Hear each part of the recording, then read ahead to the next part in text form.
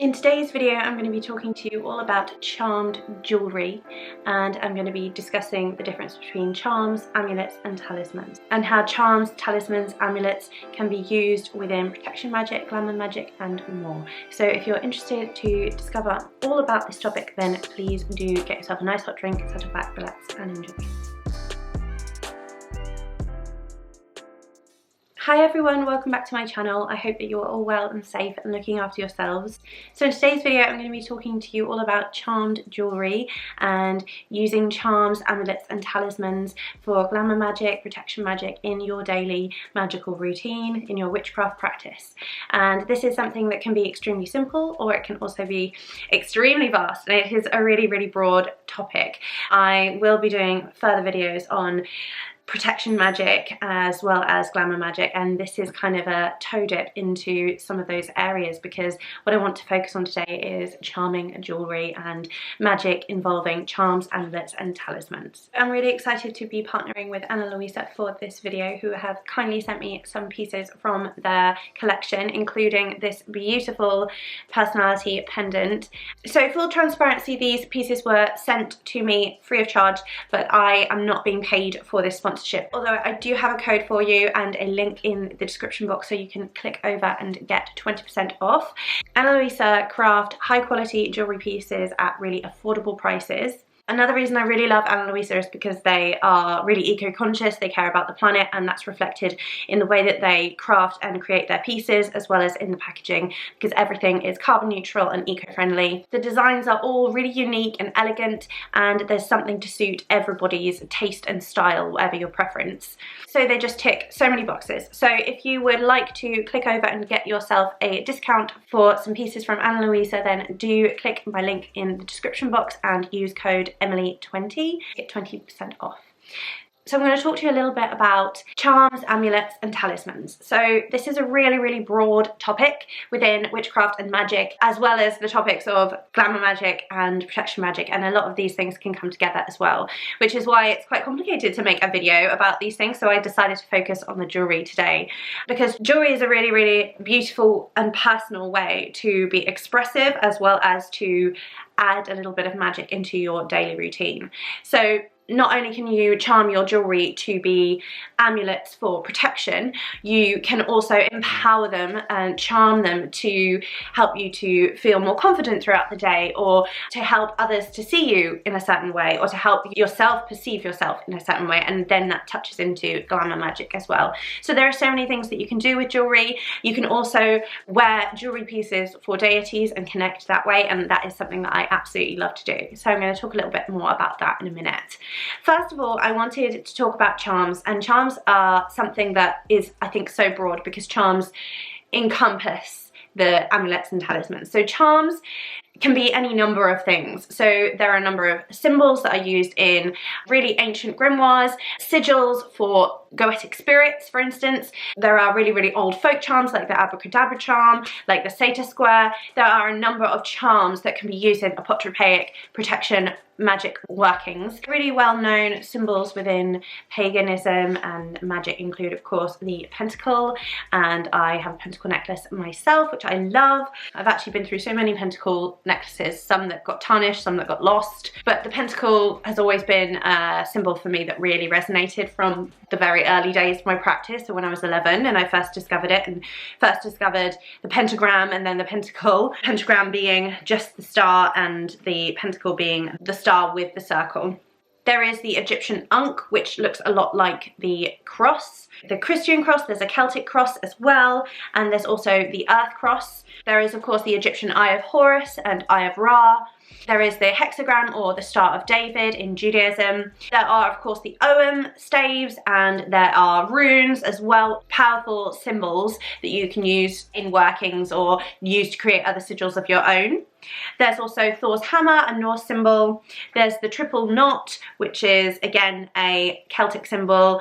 There is also the triskelion, there is the triskeli and the triple spiral. There is of course the very famous evil eye, a really, really popular one, and often that is sold in jewellery and charms and amulets and in key rings as well. It's a really, really popular symbol and many, many people wear it without even practicing magic. But the evil eye is actually not the symbol itself, but the evil eye is what is put upon somebody. So either intentionally or unintentionally that you get the evil eye. And it's known that the Hindus believe that jealousy is the root of the evil eye, and there are a number of different beliefs in many different cultures around what happens if someone were to praise you or give you a compliment. So if someone complimented you on your hair, that you get the evil eye. And there are lots and lots of folk charms in various different places where if someone says something to you like, oh, they like your purse or they like your hair, then you have to get them to touch it, or you have to give them that thing, and that then stops you from getting the evil eye, because it's kind of an accepted truth that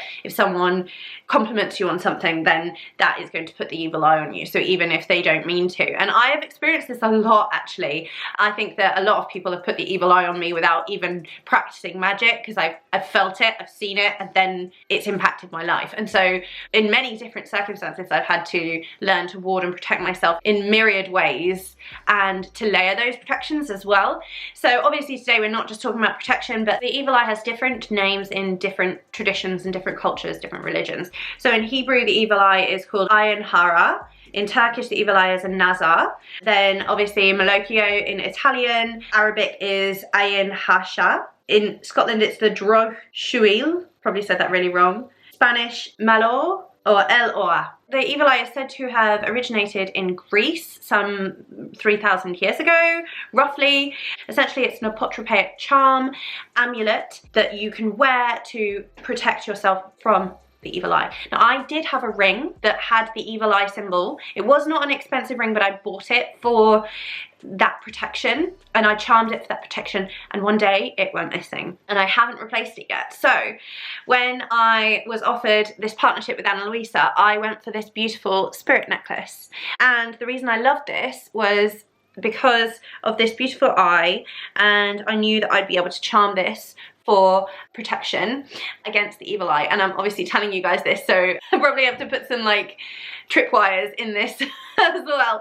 So I charmed this for protection against the evil eye. So that is something that is really, really special to me. I think it's really, really beautiful. The other pendants in the range, there was an earth, air, fire, water, and they were all incredibly beautiful. So you could choose whatever rising sign you are, you could choose your sun sign or your moon sign, whatever, or you could choose an element that represents your sun sign or your rising sign or your moon sign, for instance. Or if there is an element that you don't have a lot of in your astrological natal chart, then you could choose that element so that you can start to bring more of that into your life for a bit more balance, which is really, really beautiful. And of course, I would always advocate cleansing with smoke when you first get your pieces, and you can go ahead and charm them. I would not recommend ever using salt on jewellery, and I know loads of people recommend this for cleansing. Don't do it, because it will tarnish and destroy your jewellery. I mean, if you have good quality pieces like this, it probably wouldn't, but I have experienced that with sterling silver a long, long, long time ago. I cleansed a silver piece with salt and it tarnished, and so I would really, really avoid doing that. So I would never ever recommend that you use salt to cleanse a piece. I would only ever use smoke cleansing to cleanse a piece, or I might use my breath as well, especially on the go. And I would also use my breath to charge and to imbue my energy and my intention into the piece, as well as using my hands. This is something that I have come to know to be true, and just like many other cultures, I feel that I have felt it happen to me a number of times. You know, it's not been pleasant at all. So I think it's really, really important to be aware of like layering protection magics for yourself and wards, and having a piece of charmed jewelry can really, really support, because the evil eye is said to be something that you can put on someone without even being aware of it, without having intent to do so, or you can have intent to do so as well. So I think there are many people out there who don't practice magic per se, but who do, you know, look at you with that jealous evil eye and then, you know, something blows up, and I've experienced this a number of times. So I'm really glad that I've got this now because yeah, I feel like it's going to be really, really great for going into situations that I don't really feel that comfortable in. There's a number of different evil eye shaped amulets that you can wear, and I'm just really glad that I've got one that I can now utilize. And I think you could also use this to connect to deity as well if you wanted to, or to connect to the divine, or you could use this as like a Reiki piece as well, so a piece that you wear when you are practicing Reiki or something like that, or any energy work that you do practice. So if you wanted to get deeper into the symbols that you can work with, you could get yourself a book of signs and symbols. I just have the Llewellyn Correspondences book, but I do have this by Christopher Benzak, which is The Witch's Shield, and this has got lots of protection symbols in it, and I love this book as well. This is Protection and Reversal Magic by Jason Miller. This has several amulets and talismans in it, including this devil's nut or bat nut, that I actually have one of these, and I use this for dream protection. So, but generally it's hung over the door so it can frighten away evil. Jason does briefly touch on amulets and charms and talismans in this book as well, but obviously from an apotropaic kind of protection charm perspective. So if we talk a little bit more about the difference between amulets and talismans, because they are often conflated and confused, and there is a difference. So in this book, Modern Magic by Donald Michael Craig, there is a section, this is a big book, a really, really great book for getting more into ceremonial magic. There's a section here on talismans, and it's really interesting because Donald Michael Craig here discusses the origins of the words talisman and amulet, the etymology of the words.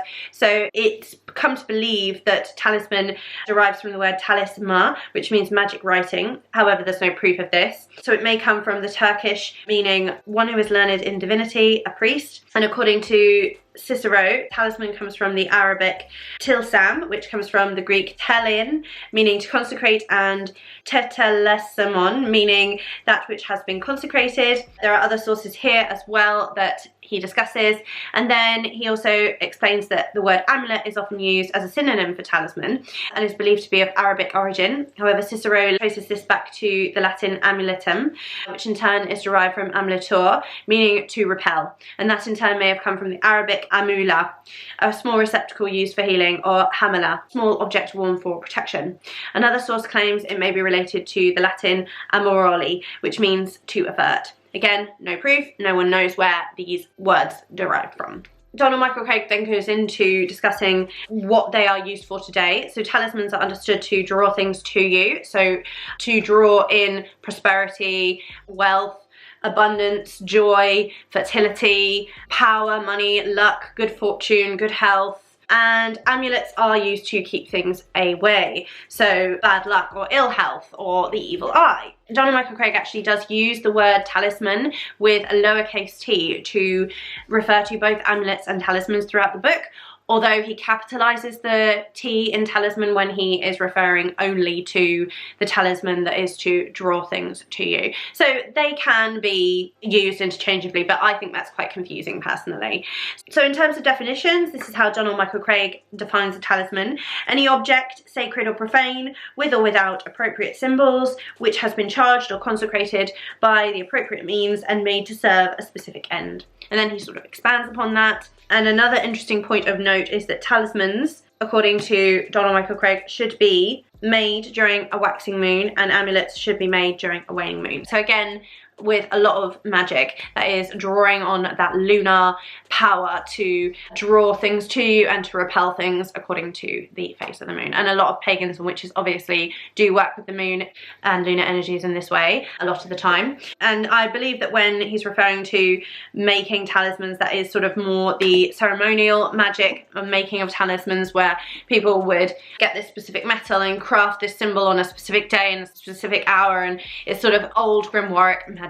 So I would highly recommend this book. It's a great book for diving deeper into more ceremonial magics. I think it's really interesting thinking about the language around the words as well, because I often use the words charm, enchant and charge interchangeably, but obviously they do have slight nuances, just like we're discussing the differences between amulet and talisman. And so I do think it's interesting to go into the depths depths of the origins of the words, the etymology of the words, and what they are believed to mean, and really what they do mean to us. Because I do think, especially around topics like astral travel, people mean different things when they say different things. So astral travel and astral projection, I do feel are slightly different things.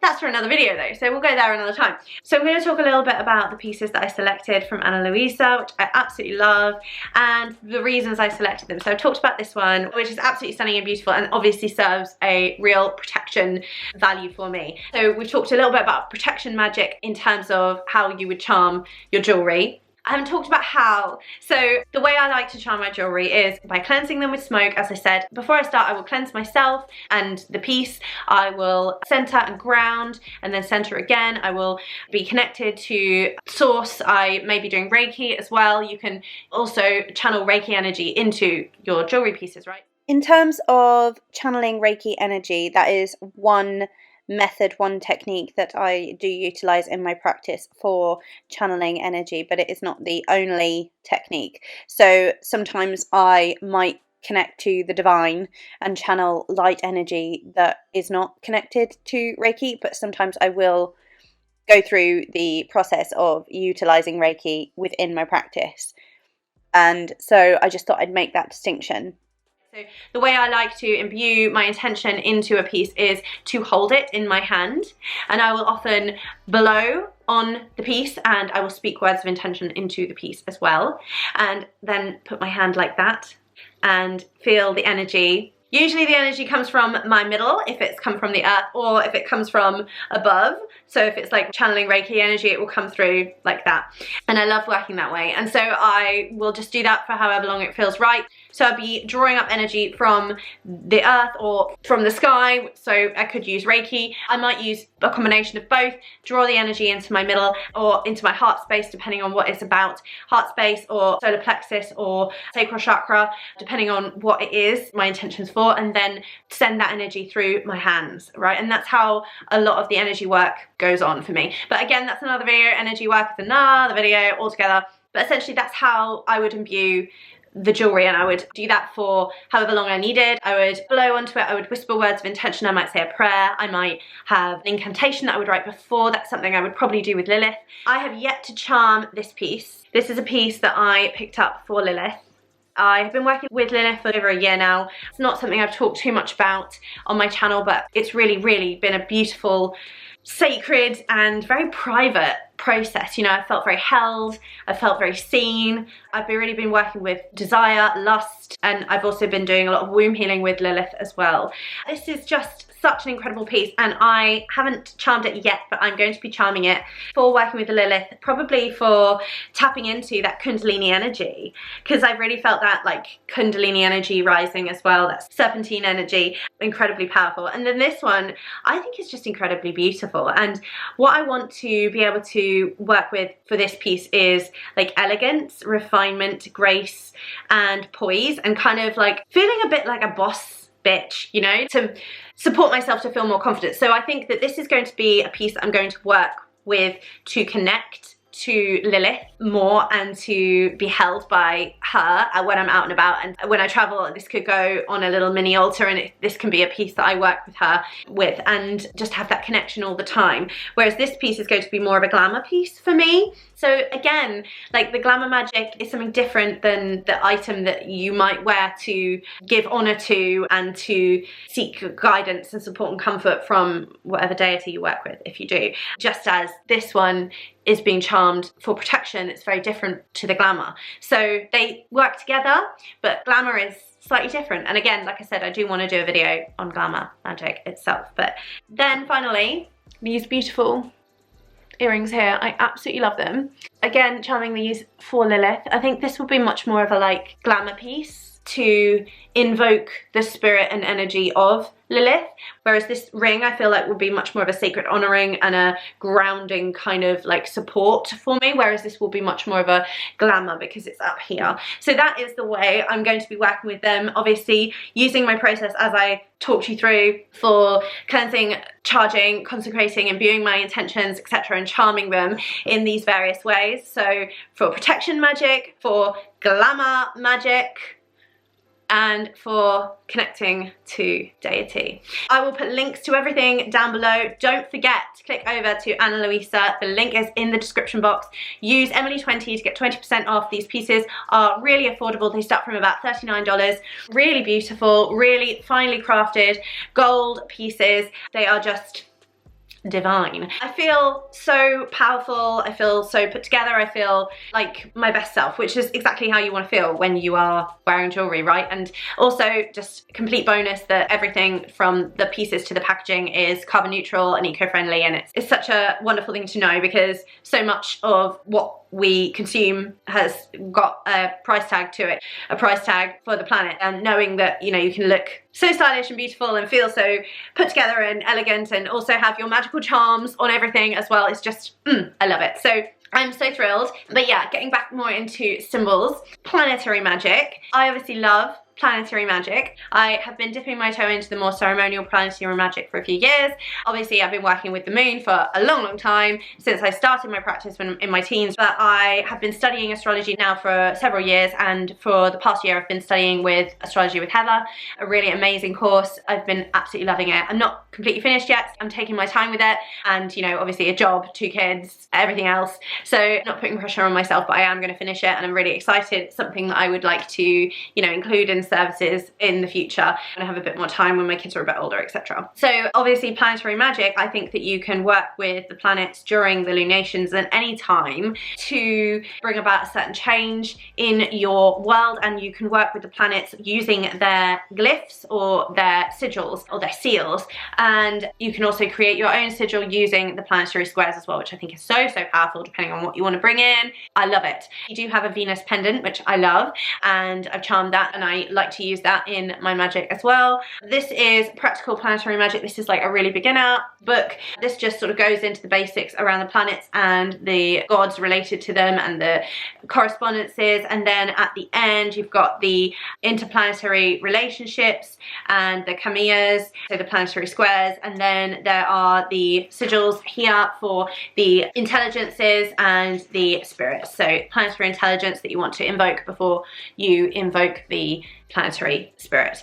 This is by David Rankin and Sarita Deste. This one goes deeper, it's a lot more comprehensive, and I'm still getting to grips with all of this, to be honest with you. This is Invoking and Directing the Powers of the Planets by Dennings and Phillips. I've had this for years.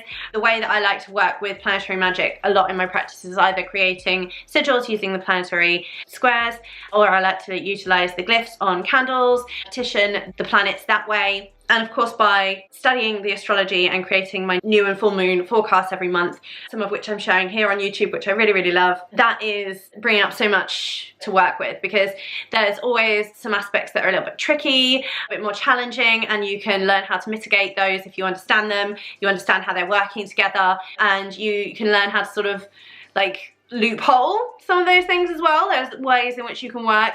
I love that. Aspects like sextiles can be really fortuitous, but it's only if you put in the work, so you really have to be aware of that sextile and what it might mean for you, and then put in the mundane effort, as it were, in order for that luck, that fortuitous sparkle to sort of occur.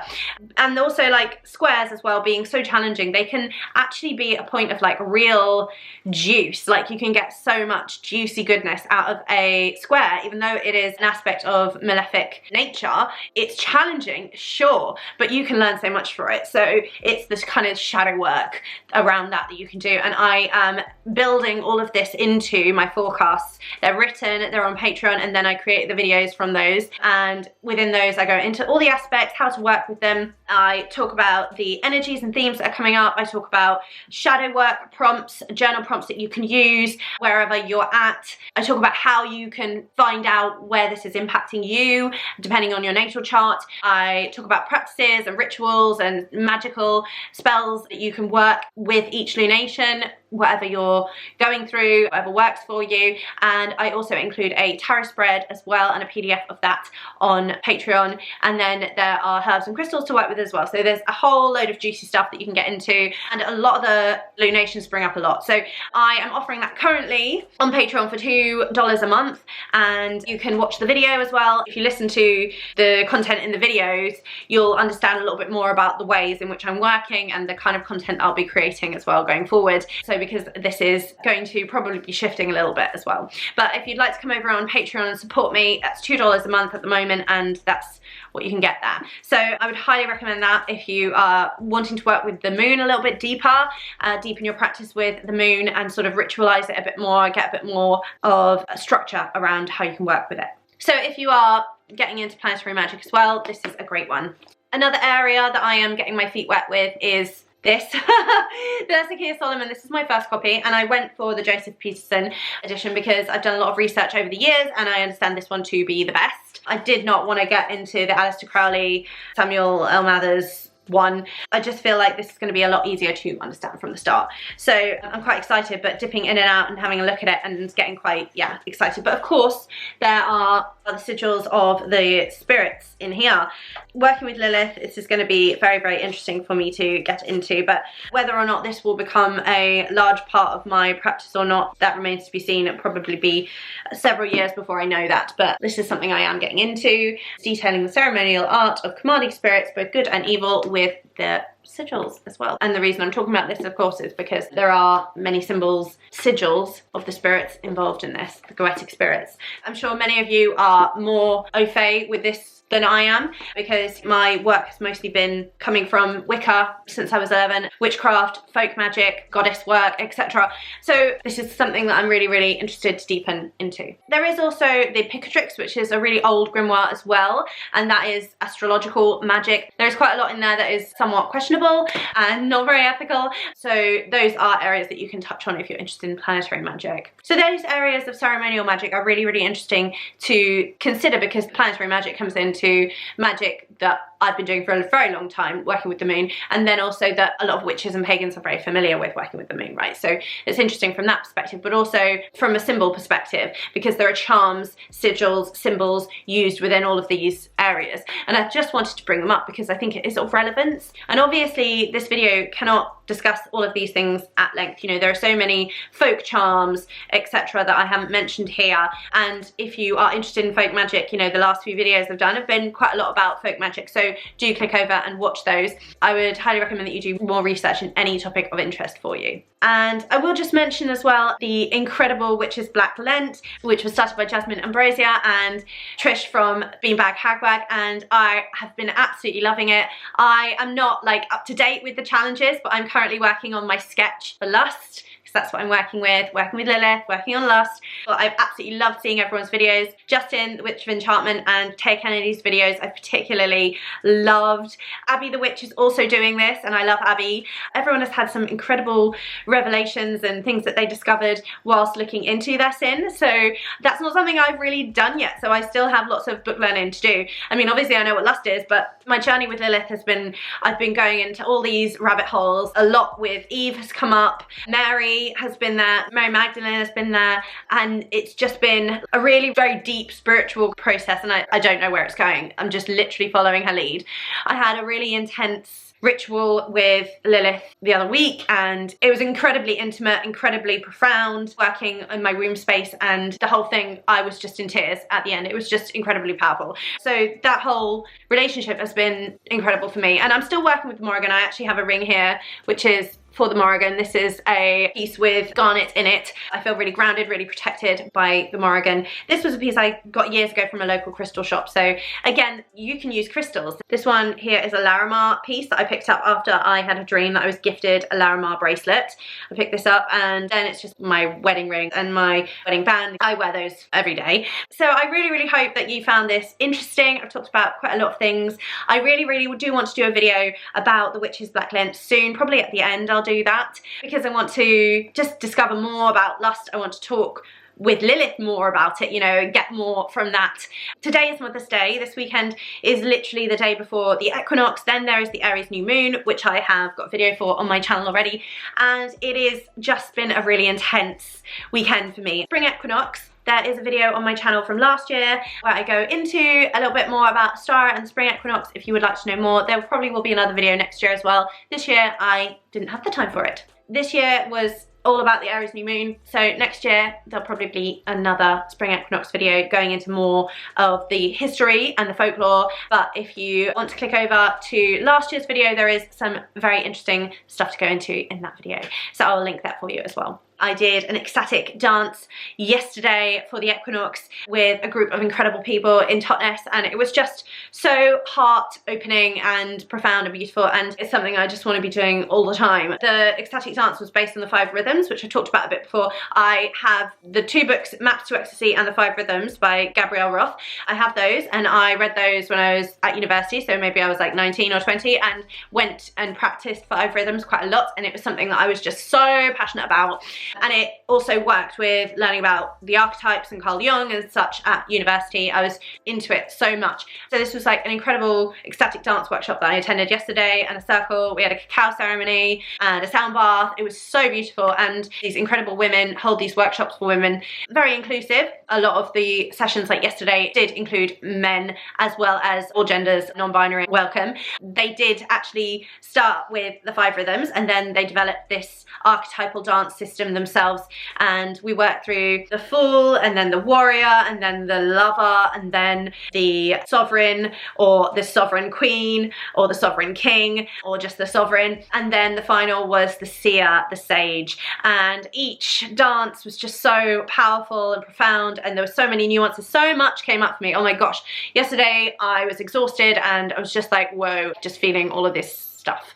So my head is kind of spinning right now, and I'm loving it though. I'm absolutely loving it. But there is much more to do for the WitchesBlackLent for me, so I'll be sharing a little bit more about that soon. I'm so excited. It's been really powerful. I will put links to everything down below. Don't forget to click over to Ana Luisa. The link is in the description box.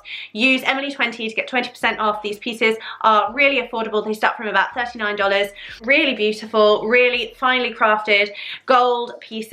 Thank you so much to Ana Luisa for partnering with me on this video. I really hope that you enjoyed this video. If you have any questions about any of the pieces or about any of the topics we've discussed, amulets, charms, talismans, the evil eye, planetary magic, ceremonial magic, if you have any questions at all, fire them at me. I'm so grateful to be joined by you. If you have gotten to the end of the video, please do leave me a little sparkle emoji or a star, sparkle or star. Please like the video, share with anyone who you think would enjoy and who'd like a discount.